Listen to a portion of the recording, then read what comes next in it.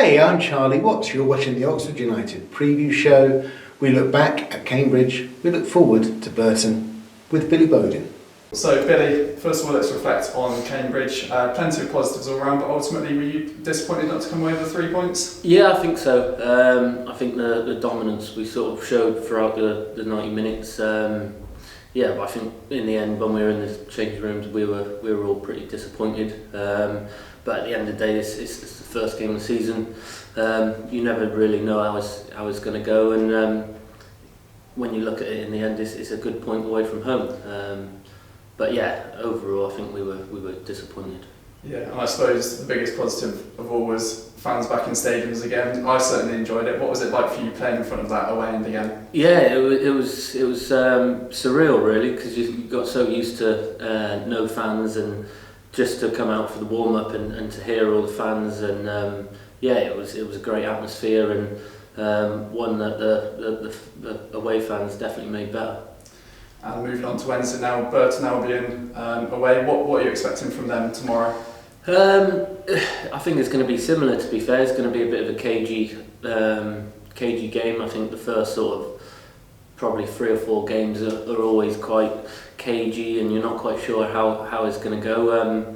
But yeah, I think the manager will want us to do what we sort of set out to do, and try and play the way he wants, and yeah, hopefully we can come out with a win and some good performances. Yeah, last season we played against Burton twice as a 5-1 win and a 4-0 win, which sent us into the playoffs as well. 2 memorable games. Obviously you weren't a part of the team then, but these games, despite previous results, are never going to be easy, are they? No, and like you said, they might have been 4-1, 5-1. I think I remember a few of the boys saying in one of the games, second half, Burton stepped it up and were a lot better. So yeah, like you said, sometimes results don't reflect on sort of the game or the performance. So yeah, it would be nice to get another 4 or 5-1, but yeah, I think as long as we have a good performance and we get the win, then that's the main thing. And on the horizon, Charlton on Saturday as well. That's going to be some occasion, isn't it? Yeah, to be back playing in front of the home crowd is going to be great. Like I said, on Saturday they were great as well. So yeah, to be back at home, obviously it's going to be my first time at the Kassam. So yeah, I can't wait, to be fair. It's obviously a massive game, big club as well, Charlton, who had a pretty decent result the other day. So yeah, I think it's one that the lads are looking forward to, and can't wait to sort of get on the pitch come Saturday.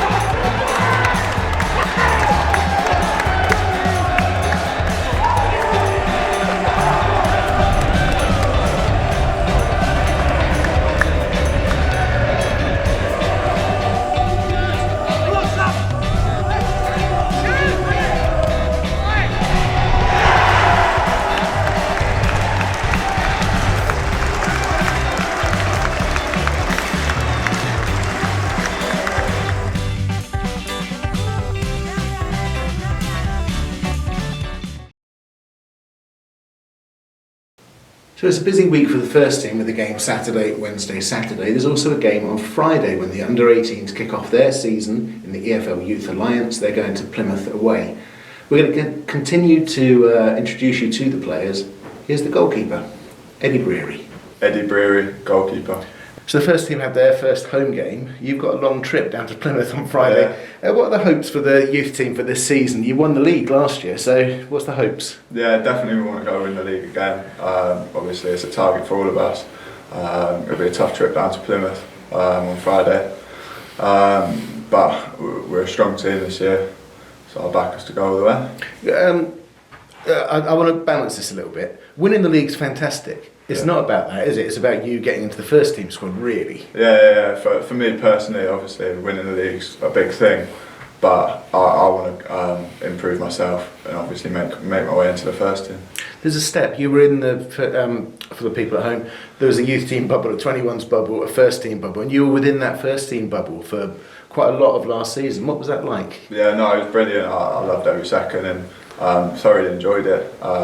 Obviously, I want to look to get into that bubble again for this season and stay there. You train with Jack, with Eastie, with Kai. You all train together. Strong goalkeepers union. Yeah, no, it's brilliant. We all look after each other. Jack and Eastie are brilliant role models, I think, to the younger goalkeepers and myself. They talk through everything. I think they're brilliant. Yeah, communication's big, isn't it, actually, for goalkeepers? Not just throwing yourself in the mud, saving the ball. Yeah, exactly. I remember Eastie talks to me through the mental side of it. He's very good at that. We all look after each other. We would talk about our games and where we could have done better. You're all weird. Goalkeepers are all weird, Ed. Yeah, you know. What age do you think, right, I've got to be a goalkeeper because I'm no good out on pitch? Well, I was about... You're not going to bite, Ed. Come on, give me a chance to come back at me there. I was about 7 and there's goalkeeper trials down at my local club because they didn't have a goalkeeper. I was the only lad to dive onto the muddy floor and enjoy it, so they stuck me in goal and I've been there ever since. All goalkeepers start that way, right? Everybody starts that way. Yeah. Are you also, I will bet you've got older brothers. I do not have older brothers, I've got an older sister. Older sister? Because usually the kid brother gets chucked in goal and not in that case. You're now second year. Yeah. The first year is settling in, seeing what's going on. This is the business end of it, isn't it? Yeah, exactly. Obviously looking to get the pro contract this year. I'm going to do whatever I can to get it. So Eddie will be part of the under-19 squad as it is this season. Under-19s and under-17s with Chris Hackett and Darren Purse. They'll be going to Plymouth Friday. It's a long journey, I'm not going to that one. The women kick off their season against Gillingham at home on Sunday. You can get along and see that. Season tickets now available for the women's game.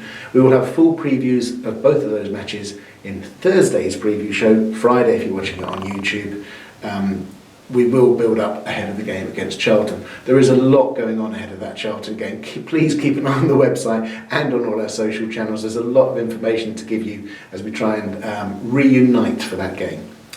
Now, we also like to bring you behind the scenes coverage of the club, every area of it. Gareth Heyman is doing an amazing job of recruiting young players into the younger age groups within the academy. There were about 150 young footballers here on Sunday, so we asked him what was going on. Gareth, what has been happening? You've had a busy couple of weeks. What have you been doing? When's it not a busy week? It's we've had obviously recruitment tournaments were few and far. I've probably seen a 40% decrease in tournaments this year. Naturally, with COVID, a number of clubs have had those closed, etc. I'm actually explaining right at the start. Tournaments are a rich source of players because you get to see all the players for all the local teams at 8, 9 years old, that sort of thing. Yeah, no, it's a great way where we can connect with the clubs. It's a great way where you can connect with people. Naturally, we usually go with a badge on, so you kind of have those conversations. There's fans there as well, so you can have those conversations. And then naturally, we hopefully do find players. There's not been as many this year. We've been to most of them, which has been really positive. But on the back of that, we said actually, after the last 18 months, I've not really been able to have probably watch as many games as we would like. We've opened up, and naturally with the size of the region and how kind of sparse it is and spread out, as we explained to the parents on the weekend, what we've done is over the last 2 weekends and this Sunday coming, we've done a number of different talent ID events from 7s all the way up to 16, which has been really good. Which has happened here at the training ground, brilliant facility, and how many kids involved? So last Sunday, so the first Sunday in August we did what did we have? We had 17 under 7s and under 8 teams here at the training ground in the cages, which was brilliant. Obviously, you've got the cages self-contained. So we had 17 teams here, so roughly, kind of what's that? Probably 100 players or so which was superb. All played and smiles and obviously you kind of saw that, had photos taken and things, which was fantastic as well. It's that kind of piece of that. And then this Sunday just gone, we had 143 under 9s, 10s. 13s, 14s on site for, again, open talent ID day to see if there are any players that we've missed or kind of unearthed or played up age groups and things. Which is unbelievable. That's 250 kids that we've had a look at that are obviously very talented, very good footballers. If there's a 7 or 8 year old or a 9 year old watching this going, well, hang on, I've missed out. Yeah. It doesn't mean the door's closed. There's a long way to go, isn't there?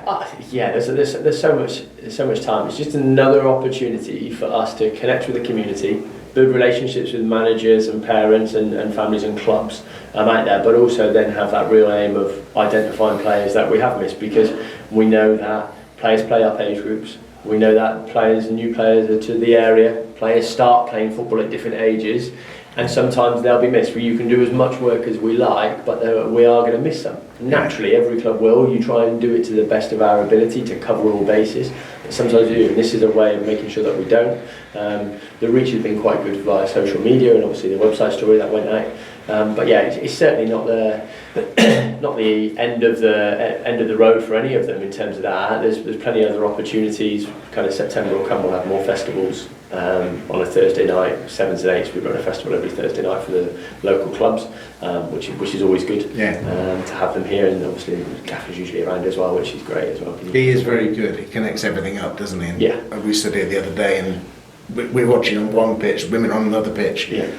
Proper one club feel about this, isn't there? Yeah, definitely. I think kind of everyone gets involved in it. Obviously Johnny, first team kitman, and then obviously naturally comes and coaches the under 7s and under 8s. So I wouldn't let him. Much higher than that. They're taller than him. So definitely, there was a couple the other week that were. Can I ask one final question? Because obviously I've slipped through the net as a manager, having coached teams, under 18s, etc. I've somehow slipped through and it escaped your attention. We all have it. My experience of coaching kids is coaching them when they're doing small-sided games. Yeah. It's completely different to when they switch to that 11-a-side game, isn't it? So how do you spot the talent in somebody at 7, 8, 9? How do you spot that? I think Southgate mentioned it. He said if you can, at 7 and 8, if you tell me you can find a professional footballer at 7 and 8, you're lying. And I think I kind of err to agree with him on that one. But what I would say is, within that is we look for players at that time who show potential or performing well at the time, and you hope that they continue to perform well. But good balance, love the ball kind of play. So we played the other day, and kind of 2 or 3 of them just were able to manipulate the ball, show great balance, saw things earlier than others, and could strike the ball really well. And then naturally, I think one of the key things is being able to solve problems. You're in a certain situation where you're under pressure. How do you get out of it? Okay, well, we've lost the ball. What do I do? And it's that kind of reaction. So being able to solve problems, great balance and guard on the ball. And then for me, one of the big things I say to the parents is anyone who can make me a fan of the game again. Every time, kind of, I remember I was on the phone to someone kind of 12 months ago now and watching our boys train. One of our under 10s just running left foot, smashed one into, rolled past someone and then put one in the top corner, and I just had to stop the phone call and went, that's unbelievable, and then carry on the phone call. And I think that's part and parcel, that's why we're in the game, right? So no, definitely.